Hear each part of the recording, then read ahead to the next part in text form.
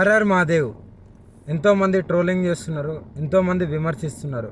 వాళ్ళందరికీ ఒకటే చెప్తున్నాం, మేమైతే ఇక్కడ ఉండట్లేదు. 2 తెలుగు రాష్ట్రాలకు కూడా మేము రాము. మేము ఉత్తరాఖండ్ వెళ్ళిపోతున్నాం, కేదార్నాథ్. జీవితాంతం అటే ఉంటాం. కేదార్నాథ్కి వెళ్ళి కేదార్నాథ్ నుండి ఇంకా పైకి వెళ్ళిపోయి అక్కడనే ఉండిపోతాం. మా ఇద్దరి జీవితాలు మేము గడుపుతున్నాం. ఎందుకు మా గురించి ఇంత ట్రోలింగ్ చేస్తూ ఇంత విమర్శిస్తున్నారు? మీకేం అవసరం? మా బతుకులు మేము బతుకుతున్నాం కదా, మా జీవితాన్ని మమ్మల్ని బతకనివ్వండి.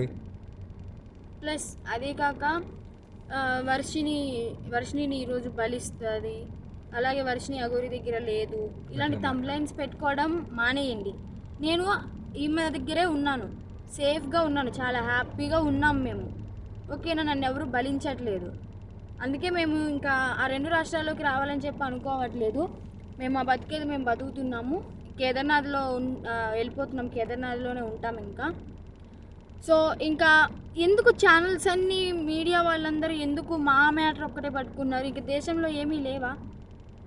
2 తెలుగు రాష్ట్రాలలో ఏ మ్యాటర్స్ లేనట్టు మా మీదనే ట్రోలింగ్ చేస్తూ పదే పదే మా న్యూస్నే వేస్తున్నారు.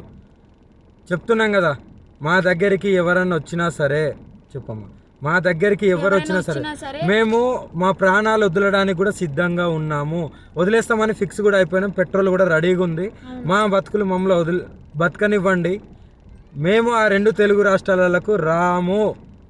జీవితంలో ఇంకెప్పుడు కూడా ఆ 2 తెలుగు రాష్ట్రాలకు రాము, రాబోము కూడా. మేము ఇటే ఉత్తరాఖండ్లోనే ఉంటాం, ఉత్తరాఖండ్లోనే ఉండిపోతాం కూడా.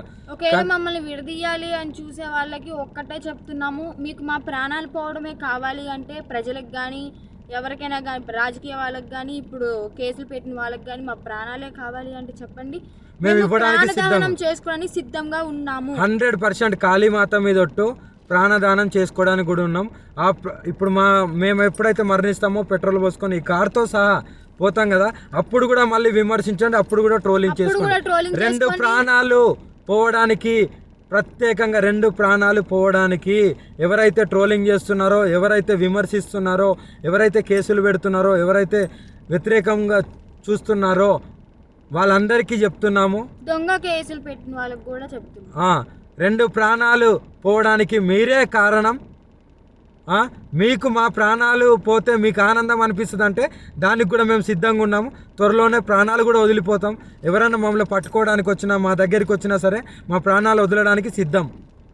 అలాగే అసత్య వాక్యాలు చేసేవాళ్ళు కూడా చెప్తున్నాము, ఇది ఆపితే బాగుంటుంది. ట్రోలింగ్స్ కూడా ఆపితే బాగుంటుంది. నేను ఈమె దగ్గర సేఫ్గా ఉన్నాను. మా బతుకు మమ్మల్ని బతకనివ్వండి. మేము బతుకుతున్నాం కదా, మేము మీ రాష్ట్రాలలో కూడా రాము కదా, ఎందుకు మమ్మల్ని బతకనియట్లేదు మీరు? 2 ప్రాణాలు కోల్పోతున్నారు, చూసుకోండి, జాగ్రత్త. రేపటి రోజున మీ ఇంట్లో వాళ్ళు కూడా ఉంటారు. మీడియాలో ఇంకా ఘోరంగా మా గురించి ఏదన్నా వస్తే మేము ప్రాణదహనం అయితే చేసేస్తాము. మేము కూడా ఓపిక ఎంతవరకు ఉండాలో అంతవరకు ఉంటుంది. మేము కూడా సహించలేకపోతున్నాము. ఏంటి అసలు ఆ మాటలు ఏంటి, ఆ కంప్లైంట్స్ ఏంటి, వాళ్ళు మీడియా ముందుకు వచ్చి ప్రెస్ మీటింగ్లు పెట్టి వాళ్ళు మాట్లాడే మాటలు చాలా అంటే చాలా ఘోరంగా ఉన్నాయి. మీరు అనుకుంటున్నారేమో కానీ వాళ్ళు అలాగే అంటారు, చనిపోరని. 100% ఆ వీడియో కూడా మీకు పంపిస్తాను, ఎలా మరణిస్తున్నాం అనేది.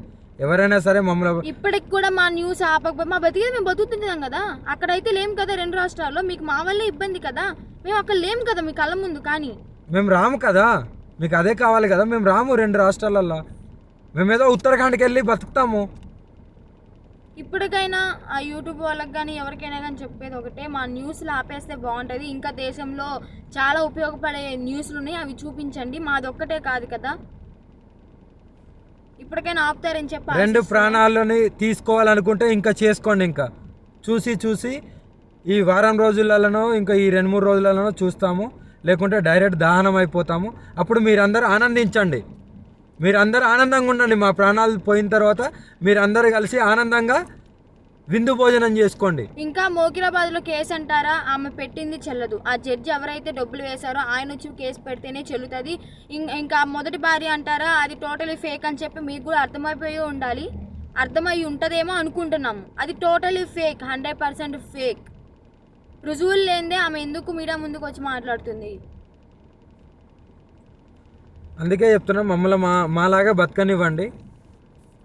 మేము చాలా బాగున్నాము, ఆనందంగా ఉన్నాం, కలిసిమెలిసి ఉన్నాం. మా వల్ల మీకు ఎలాంటివి రాదు. మేము ఆ 2 తెలుగు రాష్ట్రాల్లో కూడా రాబోము. మాకు అవసరం లేదు కూడా.